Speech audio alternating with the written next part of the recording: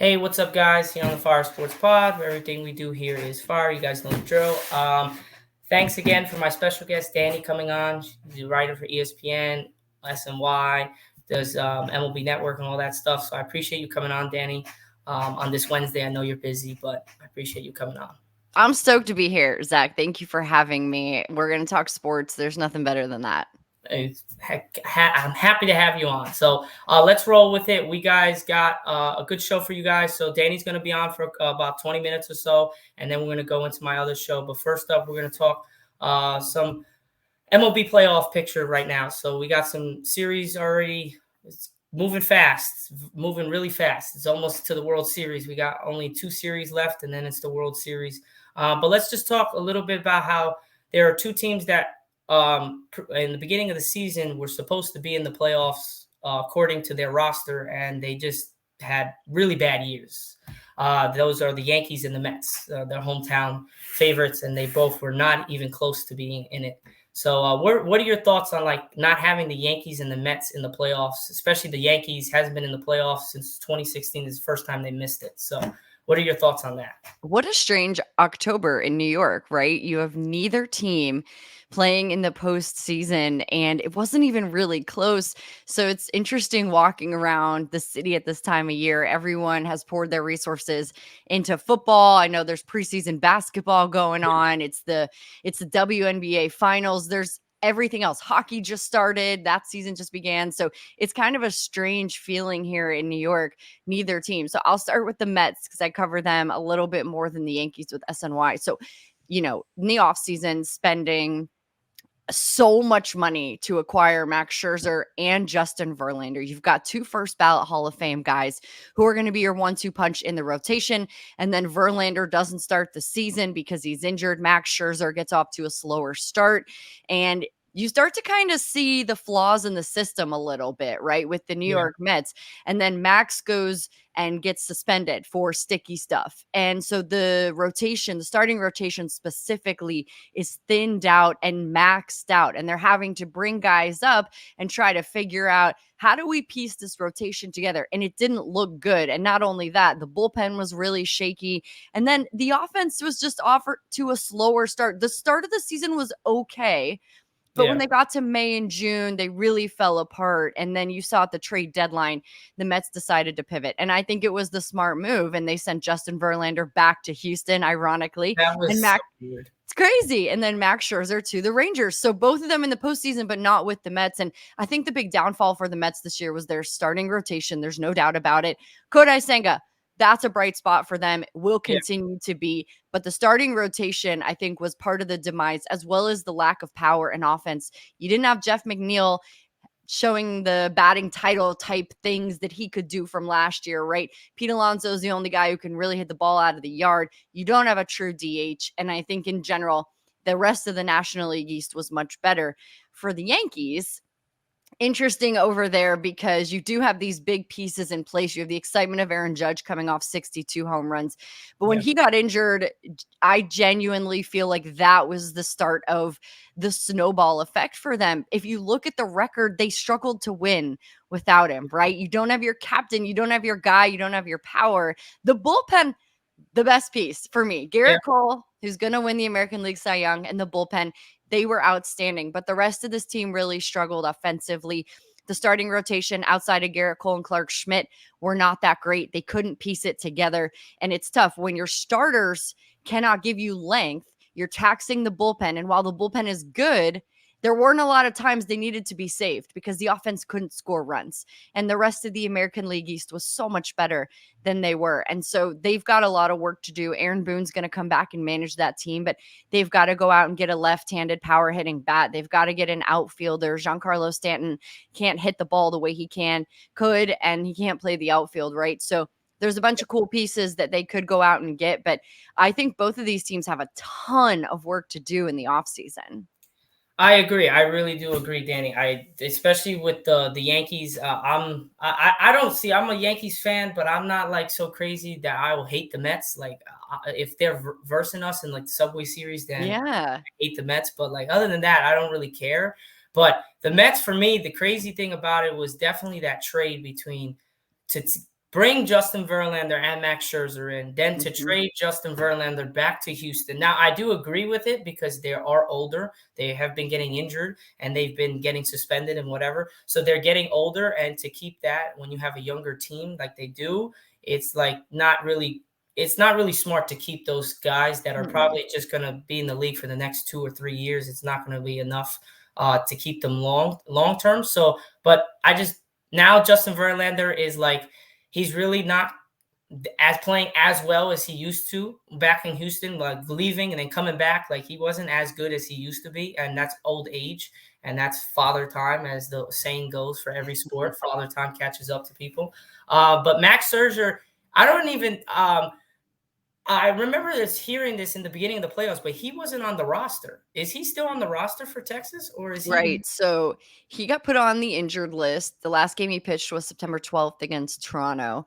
And so what happens in the postseason is after you serve your IL time, you can be added. He wasn't on the division series roster. He wasn't on the wild card roster for them, but he's worked his way back so they can change their rosters over. So as of Sunday morning, the morning that game one started of the ALCS, he was added to the roster. He and John Gray, which is a huge deal for the Rangers to have him. Now, here's the thing I'll say is I don't think they should expect a ton out of him. Whatever you get out of Max is incredible. The fact that he's even on the roster and was able to come back after having an end of the season injury, I think is a big deal. And so I think if you could get maybe 4 or 5 innings, 70 to 75 pitches, I think that's probably where he'll be at. But I think it's a pretty big deal that he ended up being on the roster. And if the Rangers can just get what they need out of him and send it to the bullpen, I think that's a huge deal. Yes, definitely. I'm going for Texas to win it all. That's the underdog story for me. I don't think anyone projected them to be even in this spot, especially beating who they've beaten to get here. I don't think it was, to me, I thought it was possible. I called it from the beginning that I thought Texas was the better team out of everybody that was in this. And it's showing in the American League. Texas looks like the best team. So hopefully it continues with Houston. But again, you never can count out Houston because they always claw their way back. But more about the Yankees. The Yankees are my kryptonite. I can't stand the team. Like, either it's Aaron Boone with these crazy decisions that he makes at the end of the game, or when he doesn't pull the pitchers at the right time or pulls them too soon, and then puts a bullpen in. And then I'm like looking at the roster. I'm like, okay, I know my pitchers and whatever, like my starter. And then he pulls out some guy that I have never heard of. And I'm like, and we're in like a 3-3 game in the bottom of the 8th, and he pulls this guy out of nowhere. And I'm like, who is he? Like, no offense, like not to be a terrible, bad person to him, but like, I don't even know who this guy is. Like at least put somebody. And I know you have to like go through the bullpen. Like, you can't overplay people because that's how injuries happen and stuff like that. I understood that.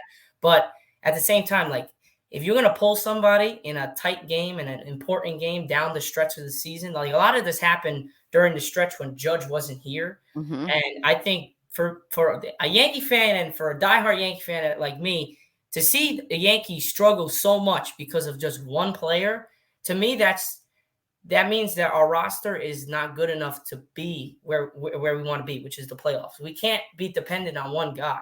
And he still was like number 4. He ended up, I think, number 4th in the American League in home runs. And he missed over 50 games.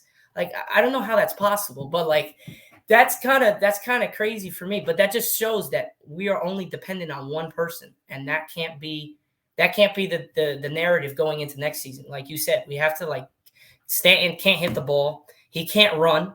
I remember seeing one time he had a triple, and not a triple. He had like someone hit a double, and he went to score, and he jogged down the home run line. I'm like, dude, and I understand because he don't want to get hurt, because every time he slides or does anything crazy or runs fast, he pulls a hamstring or a calf. But he's huge. He's massive when it comes to like muscular wise. Like, I've never seen a guy that big be able to run the bases, and he hits it with like a flick of the wrist and it just flies. But for me, I just don't think that the Yankees are in the stratosphere of like Texas. I think Texas is so much better than the Yankees, just team wise. I don't think like player wise. I think individually we are better if you look at the resume between our individuals: Anthony Rizzo, Stanton, Judge, LeMahieu, Torres and stuff like that. We're legitimately better in the facet of the players, but as a team wise, we don't play as a team. We play as individuals. And as a baseball is a team sport. It's more of a team sport than really any sport. Like in the NBA, you can go 1-on-5 and score some buckets and win the game for you. Football's kind of a team sport as well, but like there are moments that somebody can take over. In baseball, if one guy hits a home run and your bullpen doesn't come together, then you're screwed. Like the game's over. Like you have to work on both sides of the ball, which is defense and offense. Same thing with football. Basketball is more of like you can play a one-on-one sport and win a game. So it's not ideal, but you can do it. But more often till like the playoffs wise, like who's your pick if you could say to win it all for right now? I love that question. I think it's going to come down to the Phillies and the Rangers. I had the Phillies sweeping the Diamondbacks, and I'll say that I like the Diamondbacks a lot. They're a year ahead of schedule. They weren't supposed to be here. And so to see them get to this point, you're just kind of seeing what the possibilities are there. It's a really good ball club, and they swept the Brewers and the Dodgers to get here. So it's not a fluke. And they've run into a Phillies team that has the experience from last year, that has played perfect baseball. Their defense, their offense, their pitching, Rob Thompson, their managers pulled all the right strings. And so Philadelphia has just been a force to be reckoned with. They knocked off the Braves, who had a 104-win season, one of the best offensive teams historically we've ever seen, and the Phillies knocked them off as well. And then, as you said, for the Rangers, really it's 1-9. That's what's really dangerous. What you're speaking to with the Yankees is that individually throughout the regular season, you have to perform. But when you get to the postseason, there feels like there's more of a team aspect to it, because your 9-hole hitter for the Rangers, Leody Taveras, is performing and producing. Jonah Heim, the catcher, is producing big time. The Rangers bullpen is out kicking their regular season coverage, and they have pitched better than they did all season long. And so when you're able to come together as a team in that way, you're really, really dangerous. And the Yankees are missing those, but they're going to be fine. They've got younger guys coming up. They need to get some younger bats, I think, some more productive bats if Aaron Judge gets hurt again, right? To have some protection around him, but starting rotation's got to be added as well. But I have the Phillies and the Rangers meeting in the World Series. I don't think the Rangers will sweep. I think the Astros, they play really well on the road. They had a 51-30 record on the road this year, so they like being on the road. It's a weird, quirky thing. We'll see if it pays off in Arlington, but it's going to be a tall task to come back being down 0-2, right? They're down 2 games right now in the series. The Rangers just need 2 more wins. But I would say this, I think when the Rangers and the Phillies meet in the World Series, I think it's all going to come down to the bullpen. For me, both of these teams are going to mash the baseball. There could be high scoring games. Starting pitchers in the bullpens have to minimize the damage. That's what I think it's going to come down to, because they both have just produced offensively in really, really impressive ways, more so than they did in the regular season. They're doing it at a much more rapid pace. They're getting contributions from guys all throughout the lineups. I think the Phillies go on to win ultimately. The Rangers only won 68 games last year. So they, again, are ahead of schedule, I think, in a certain way. And I think they'll be able to add next year. But for the Phillies to be runner-up last year to the Astros, make it all the way back, their team is even better. Their fans are insane in Philadelphia at the bank. I think that they're going to be able to go on and win the whole thing. I to be honest, I agree with everything you just said, except for the last part, because I cannot go for Philly. As you can see, I'm a Cowboys fan. I never, ever go for Philly, even though I love Bryce Harper. That's fair. Jeff. Like, even though he was in Washington before, like I really like him as a player and as a person. I think he's a great guy and a great player. He puts team first, and he's always with his team. He always supports them no matter what happens. So I agree with that. But I just can never go for Philly. And Texas is my guys. Texas all day. Yeah. So even though Houston's in Texas, but they cheated. So that's another thing why I don't go for them either. They cheated my Yankees out of a World Series win, and the Red Sox did the same thing. So I can never go for those teams. And they're also arch rivals to the Yankees anyway, so it doesn't even matter. But for me, I think, call me crazy, but I think the Diamondbacks can come back. I hope. Wow. I think I've been saying it from I believe the wild card round. I've been saying I think it's going to be. They're a dangerous team. They're they're playing with house money, and when you're not expected to win, you Exactly. play a bit more loose, a bit more free. The thing about it is their starting pitchers have been rocked, and that's really the Achilles heel there, and they haven't scored. They've I know. struggled to score, so that combination, they had it, and they've lost it to a Phillies team that has all the momentum. It'll be tough, but they're at home, and home field advantage is Exactly. a That's real what I'm thing. like. I'm thinking like maybe they got a shot because they're coming back home, but they have to win 2 games. They don't win the 2 games, they're done. Like That's the right. series is over. But I think the Rangers, to me, I don't think Houston is gonna come back in the series. I think it's a sweep. I think they just Okay. if they win tonight, then it's definitely gonna be a sweep. I don't think that Houston, but I hoping I'm not jinxing the Texas Rangers because I really don't want Houston winning this. Because if I they think there's win, only been 2 teams who have come back being down, 2 games to none. I think 2 teams in the history really, of oh, geez. of our sport. Yeah, in a best of 7, I believe, is the stat. It's pretty jarring. It's That's very hard to do. That's crazy. Yeah, and that's the same. And it's funny because that's the same thing for like basketball. Like there's been one team coming back from a 3-1 deficit in the finals, Mhm. which was the Cleveland Cavaliers to beat Golden State. But that was the only thing. So it's like similar things in different sports. But I do really think that the Texas Rangers have what it takes. But I do agree with you that it comes down to the bullpen. If the Texas meets Philly, if in the World Series, I think it Yeah. comes down to the bullpen. I think, to be honest, I think the starting pitchers, like you said, are going to get rocked, and I don't think any starting pitcher for both teams is going to be able to shut down both offenses. It'll be tough. If they do, then that's going to be the deciding factor who wins the series. Yeah. If you can get one game where your pitcher takes out the other team's squad and just cannot let up a run, and they win that game, whoever wins that type of game wins the series, in my mind. Because I think this is going to go to 7. I think this is a 7-game I hope series. it does. And I think it's a 7-game series, and I think and I think Texas will be the winner of that. But I wouldn't be surprised if Bryce Harper takes a whole walk-off home run in Game 7. That's just his style. That's He his loves style. That's his he thing. loves doing that. So Yeah. I wouldn't be surprised. And if the Phillies do win, I mean, I can't be mad. It's like it is what it is. Listen, here's the thing is, if your team doesn't make it to October, you gotta play better, you gotta be better. It doesn't matter if you won 104 games, it doesn't matter if you spent $500 million. The Padres, the Mets, right? Both Yeah, knocked out, spending the most money in the offseason. The Yankees as well. It doesn't matter at all if you can't perform when you need to, if you can't be consistent in the regular season. And then you get to October. I mean, the Braves have now 2 years in a row won 100 or more games and been knocked out in the division series by the Phillies, who have spent less money and were the lesser team, so to speak. So there's a lot of wonky things that happen in October, but ultimately, when your team doesn't make it there, like there are holes that you've got to identify in the offseason and try to patch them up, because you get hot, you get on a roll, you got position guys who play better, you got bullpen guys who pitch better, and you are unstoppable. yeah, definitely. And to my before we end this in the next 4 minutes, the biggest disappointment for me in the whole MLB, not even the Yankees, I think it's the Padres. They have, Mm, like you said, they spent so much money. They have Machado, they have Soto, they have all these guys, they have Tatis Jr. They have yeah. 3 legitimate MVPs of the league, like legitimately could win it all and could take their teams. If they go to another team, like you bring Juan Soto or any of those 3 guys to either the Yankees or the Mets, Mhm. like, and take off some, that's a contender right there, no matter what.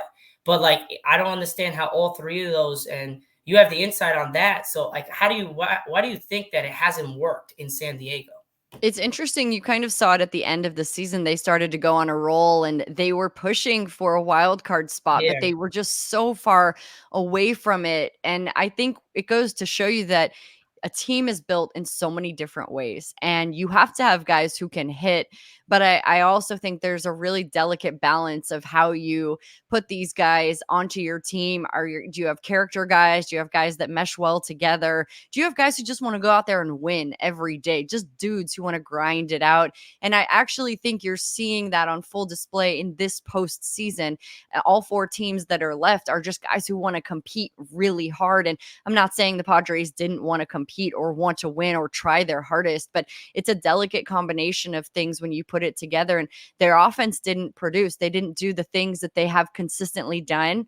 And so it's a bit of a juggernaut to see how poorly they really did perform this year, and much below the expectations of the beginning of the season. And it's hard to just put your finger on one thing and say, well, this is why they didn't, or if they would have just done this one thing, it would have worked out better. It's really a combination of those guys not performing, not doing well in ball games that were close. And I think just getting off to a start where it's hard to come out of a hole. It's hard to work your way back, even though they made it close at the end. They really just underperformed all season long. And it's unfortunate because it was a superstar type team, but those aren't the teams that always go on to win. You have to have role players. You have to have those supporting characters, right? If you want to equate it to a movie, right? You have your stars and then you have your supporting actors, and those people don't always get as much credit, but they're really good at their jobs. They're really consistent at their jobs, and they're willing to kind of be put in different places and do different things and do whatever the team needs you to do. And I don't know if the Padres necessarily had those guys on their team or the right combination of guys. Either way, it's a bummer because that team was star-studded and it would have been fun to watch them in October. Yeah, definitely. And the second off that is basically kind of goes into like an NBA franchise when like Brooklyn this year this year they had James Harden, Kyrie Irving, Kevin Durant, and that did not work for the last 2 years. And that was supposed to, but they had no depth. They have no bench, nothing. Mm-hmm. So, and that's what happens. Now, if you look around the league, like at my Lakers, like they have like legitimate stars, LeBron and Anthony Davis. And then now they have role players. And now it's like a really good roster enough where people can be put in different positions, like you said. And it doesn't matter. They'll do what they have to do. People underestimate that. They underestimate the power of the guy who doesn't make as much money or the guy who doesn't have the biggest, sexiest name. They underestimate the importance of all of those people. I said it before. The Rangers have the 9-hole hitter, Leody Taveras. He could have sulked. He could have been like, oh, I don't want to be the 9-hole guy. I'm not respected. People, this is how people think about the 9-hole hitter. And he's going out and he's a huge reason that they're 2 wins away from going back to the World Series. And so it's guys like those who perform consistently and can help your lineup, turn your lineup over, get you back to the top that matter. It's the bullpen guy who pitches the 6th or the 7th, the bridge guy to get you to the sexy closer. Those are really the people who make the postseason go round and make the regular season go round. And they don't get any love. They don't. They're forgotten all the time, but they're the actual people and the reasons that these teams succeed in October. Definitely. Well, thank you, Dani, for coming on. I really appreciate it. It's been a fun time, and I love talking about baseball. And you will definitely be on the podcast much more in the future, and I appreciate you coming on. Thanks again, Dani.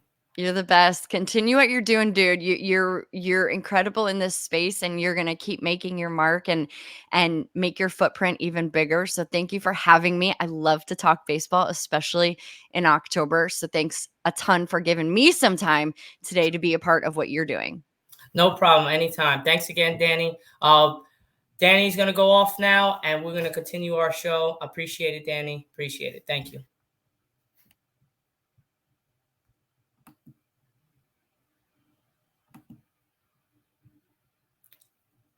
All right, guys. So we're back on the show. Here we go. Thanks again for Dani coming on. Again, she's from ESPN because she does college baseball. She also does the MLB Network, SNY. She covers the Mets. She does a lot of stuff. I appreciate her coming on. But let's go from the side of baseball things and let's move on to the NFL. We have some great games coming up this weekend.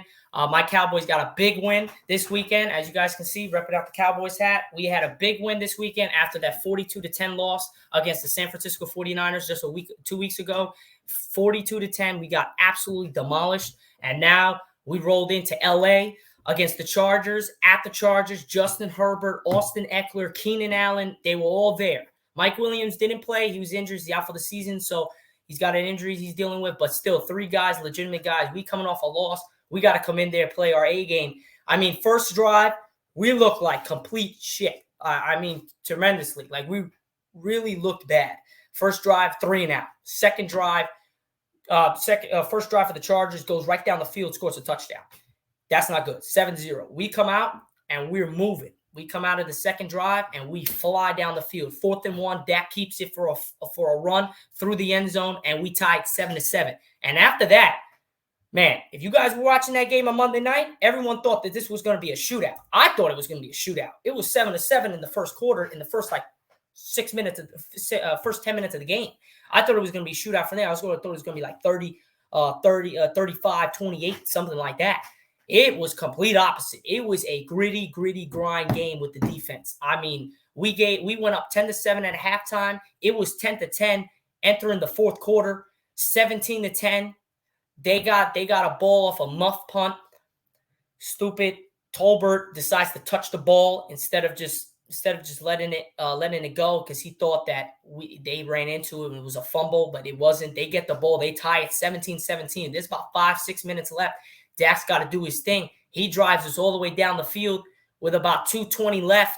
We kick a field goal. We go up 20-17. He missed a nice touchdown to Tony Pollard in the corner of the end zone. Just overthrew it by a little bit. But, hey, he drove us down the field. He got the field goal. And, man, our defense came alive when it comes to sack. We played really well, pressuring the quarterback, getting tip balls, tackling people. But our sacks, no turnovers, we were non-existent there. We had a lot of pressure, but no sacks the whole game until about minute 45 left.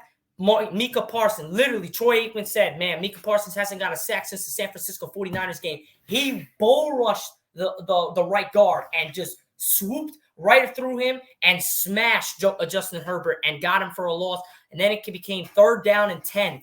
And out of nowhere, our cornerbacks came alive. Stephon Gilmore got freaking burnt a lot of times in this game, but he came alive and he got the pick to seal the game with 1:20 left. We kneel the ball. We win the game 20-17. What a way to win the game, ladies and gentlemen, for the Cowboys. Winning a game 20-17. Now, I know you guys have probably heard Stephen A. Smith and all these guys saying that it was just a bad game, whatever the case was, blah, blah, blah. It was an okay game. It was a good game, but it wasn't like a great game. But hey, I don't care what anybody says. This was a very great game. It was a great win for us. We needed it. It wasn't just a good game. It was an impressive win. After giving up 42 points on defense to hold Justin Herbert and that high-powered offense to 17. Meanwhile, we only scored 20, but we did what we had to do. Dak finished with 272 yards, 1 touchdown through the air, 40 yards on the ground, and a touchdown on the ground. So he combined for over about 305 yards from scrimmage and 2 touchdowns. That's a really good game from having 120-something yards and 3 picks last game against the 49ers. And then Tony Pollard, we didn't run the ball that well. Dak was our leading rusher, but CeeDee Lamb came to play 7 for 7 with catches and receptions, 117 yards. What a game from him. Brandon Cooks making a touchdown grab, making some great plays on 3rd down. What a way to grab to keep the drive going, to basically put the field goal as a no-doubter. Every day going to make it. Big plays from every basket. Tony Pollard didn't go well in the running game, but when we needed the most, 3rd down and 8, got a nice sidearm, cross the field pass to Tony Pollard, up the gun, spin move, got to the 10-yard line. That's when we scored the touchdown with Brandon Cooks. So he had over 100-something yards from scrimmage as well. So what a game. What a way to come out after losing 42-10 last week in San Fran. We are on a bye. We will be moving on, not next week, the following week versus the Rams. So it's going to be a good one. But let us go over now. We got some big games for NFL, and then we're going to recap what's going to happen. We got Game 3 between the Astros and the Rangers at 8:03 p.m. Eastern Time tonight. And then we got Game 3 of the Phillies and Diamondbacks at 5:07 and Game 4 of the Astros and Rangers at 8:03. So we're going to go over that after we talk about the NFL and what's happening this weekend. Just give me a second, guys.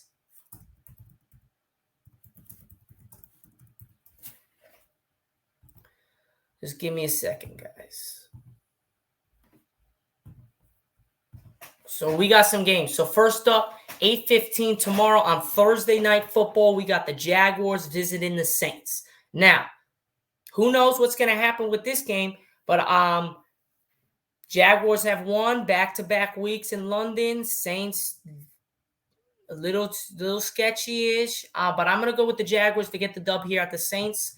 Lock that in. Then on Sunday at 1 o'clock, we got the Falcons and the Bucks. Bucks got embarrassed at home against Detroit. I got the Bucks bouncing back and beating the brakes off the Falcons. Then we got the Raiders at the Bears. Now, this is a little bit of a tricky one, but I think without Justin Fields, the Bears are not going to play well. I think the Raiders go into Chicago and beat the crap out of the Bears. Now, the Browns at the Colts. Anthony Richardson, we just got a word today, is out for the season with needing shoulder surgery. So he's done. If the Browns have Deshaun Watson, they just beat San Fran with a backup quarterback. Going into Indy, I got the Browns taking the dub here. Commanders at the Giants. You know who I'm going with. I don't care who wins this game. I hope it ends in the tie. But you know what? I can't go for the Giants. Even though the Commanders have a better record, it would be nice if the Giants win to step down the Commanders. I don't care who wins. You guys pick the game. You guys pick the winner. Lions at the Ravens. Lions at the Ravens. It's a tricky one. Lions just embarrassed. Best team in the on Stephen A. Smith's A-list. The Lions are the best team in the NFL right now. But the Ravens are at home. I got the Ravens beating the crap out of the Lions. Not beating the crap. It's going to be a good game. But I got the Ravens taking the dub there. Bills at the Patriots. Patriots cannot throw the ball and have no offense for their life. The Bills are going to come into New England and Foxborough. Come into Foxborough and beat the New England Patriots to smithereens. I think the Bills are going to walk through them. But it is a division game. So those division games are scary. Same as now. 4:05 Eastern time. Cardinals at the Seahawks division game. Seahawks are going to win this game at Seattle, but it is going to be a close dogfight win. Steelers at the Rams. Steelers are going at the Rams. I got the Steelers taking the dub here over the Rams. Chargers at the Chiefs. Chargers just lost to the Cowboys. But the Chiefs are at home against Arrowhead at 4:25. Chiefs are taking the dub. Patrick Mahomes is going to have a hell of a day. 4:25 on Sunday. Got the Packers at the Broncos. Broncos have been doing crap. I think the Packers come into Mile High Stadium and beat the Broncos. And I think Jordan Love's going to have a great night. Dolphins at the Eagles. You guys know who I'm going to on Sunday Night Football. Dolphins all day, every day, baby. 2 straight losses coming for Philadelphia. Don't tell me anything about Philly anymore. If they lose this game against Miami, that's 2 straight losses in the AFC. In the same division of the AFC with Miami and the Jets. Don't talk about the freaking Eagles. And then on Monday Night Football, I don't know if Christian McCaffrey's going to play. We'll be covering that throughout the week on my TikToks. See if Christian McCaffrey and Deebo Samuel are going to play. But if they don't play at Minnesota, I think the Vikings are going to beat the 49ers. I got the Vikings upsetting the 49ers at the Vikings. Let's go. Now, that is pretty much it for Week 7 of the NFL season. Next week on Wednesday on our recording day, we are going to have Week 8 coming for you there. Week 8, just looking at the schedule, we got some really good games coming on Week 8. But furthermore on Dallas, if you guys don't know, Dallas coming off the bye week. Next week, we will play the Rams at the Cowboys at 1 o'clock Eastern time on Sunday. So just wanted to give you that, information there. But let's move on from the NFL. Just to go over a little bit that. Thanks again for Dani coming on. That was a great time. I really enjoyed it, and she'll definitely be on in more episodes coming in the future. But so far, we got Game 3 tonight. Astros at the Rangers, 8:03 p.m. Eastern time, with Javier pitching for the Astros and Max Scherzer making his playoff debut with the Texas Rangers because he's been on the IL and just got active to the roster. He's coming right in. So he can give, like Dani said earlier, between 65 and 75 pitches and through 5 to 7 innings. Take it. Take it, because if you don't take it, Astros going to leave you in the dust. On Thursday, October 19th, we got Game 3 between the Phillies and the Diamondbacks at the Diamondbacks. Granted, with the Astros-Rangers series, Rangers are up 2-0. They need 2 more to win and sweep the Astros to move to the World Series. Same with the Phillies and the Diamondbacks. Phillies are up 2-0. They just killed the Diamondbacks last night at Philly, 10-0. So Philly is up 2-0. And it's at Diamondbacks. Diamondbacks and the Astros need to get a win here, especially the Diamondbacks. Diamondbacks definitely need to get a win here. 5:07 Eastern time on TBS. It is perfect for the Diamondbacks to be determined. We don't know who's pitching for the Phillies right now. Astros at the Rangers, Game 4 8:03 p.m. Eastern Time, FS1. Both probable pitchers are to be determined so far. And then Friday, we got Game 5, Rangers at Astros, 5:07, FS1. Game 4, Phillies and Diamondbacks, 8:07, TBS on Friday. Saturday, 8:07 p.m. Eastern Time, Phillies at the Diamondbacks. Sunday, October 3rd, Rangers and Astros at 8:03 p.m. Eastern Time. This is it. This goes to Game 6 and all that stuff. So, like I said, covering just what happened earlier, Diamondbacks got killed last night, 10-0, which was really, really, really bad. Rangers, Game 1, beat the Astros 2-0. Game 2, beat them 5-4 at home.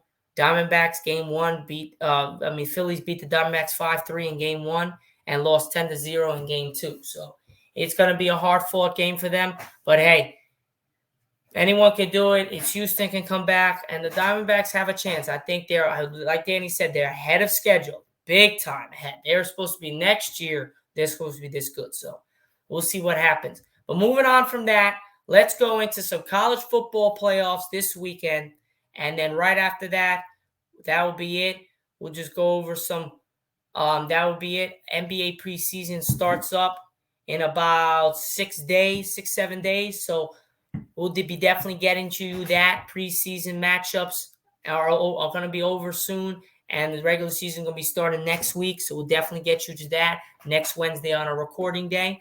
And I appreciate you guys coming out, tuning into this. But let's get rolling with our last segment on today's Fire Sports Pod. So just give me a second.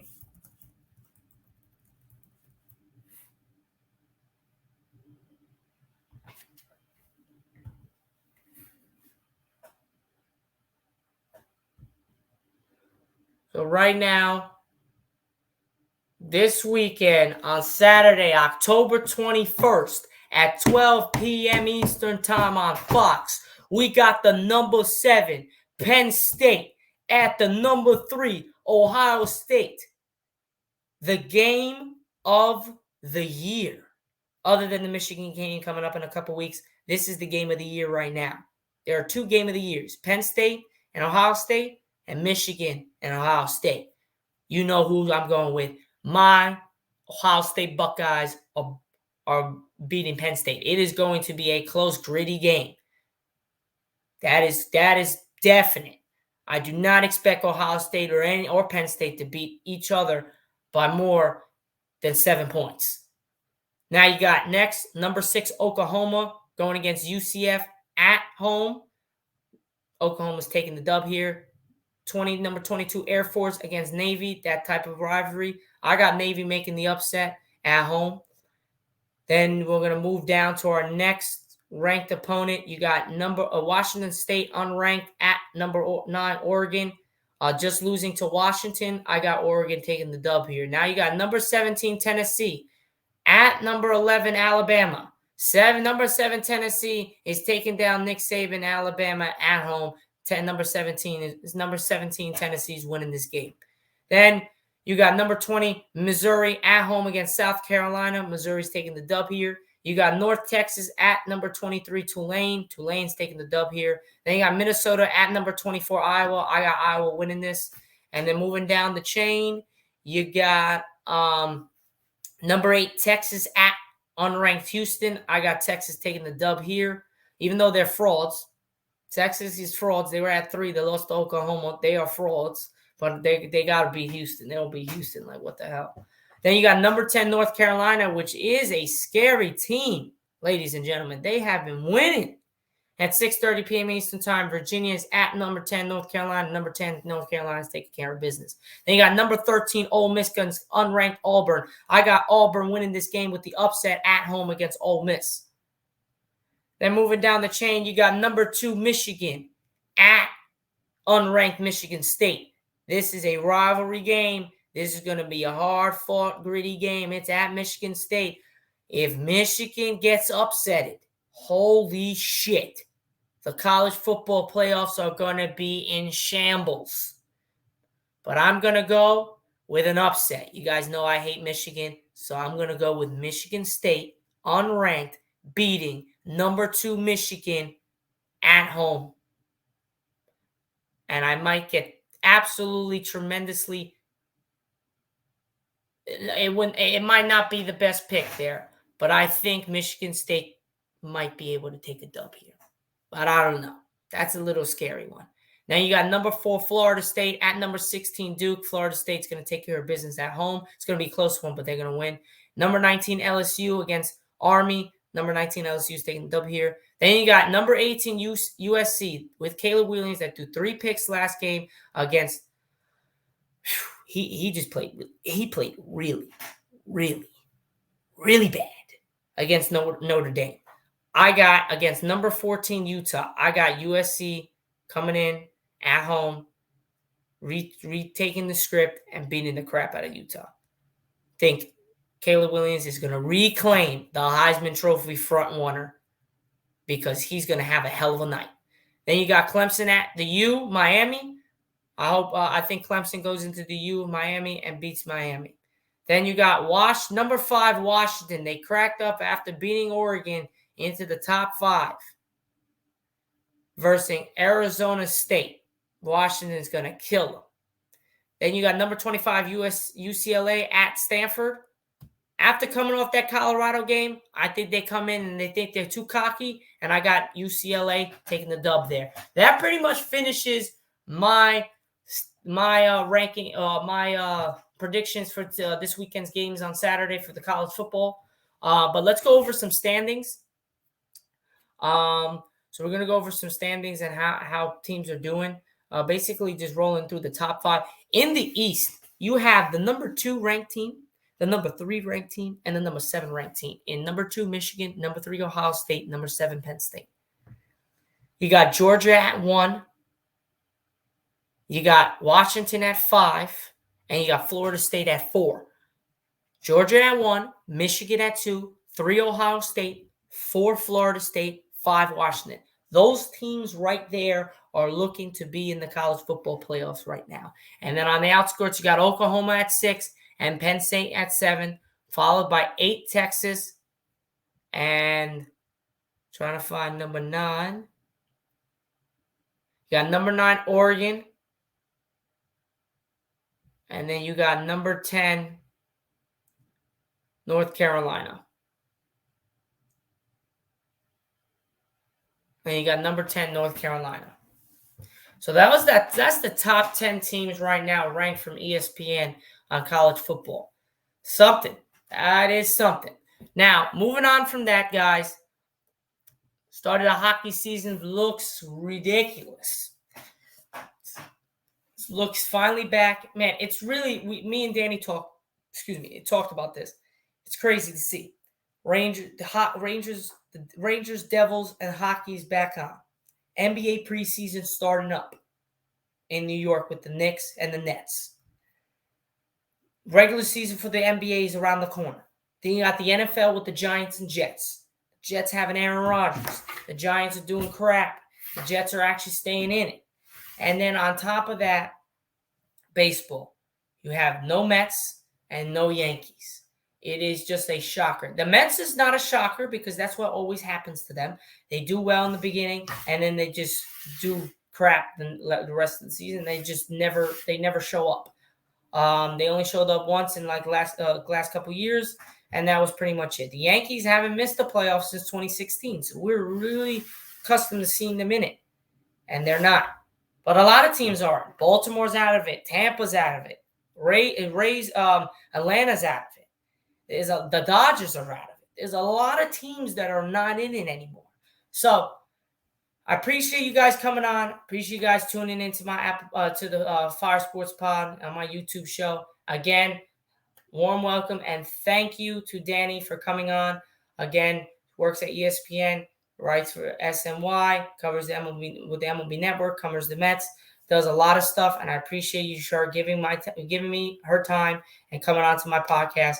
Definitely be on it in the future, and I hope you guys have a great rest of your day, and I appreciate you guys coming on and tuning in, and this was a great show. As always, Fire Sports Pod. Everything we do here is fire. You guys know the drill.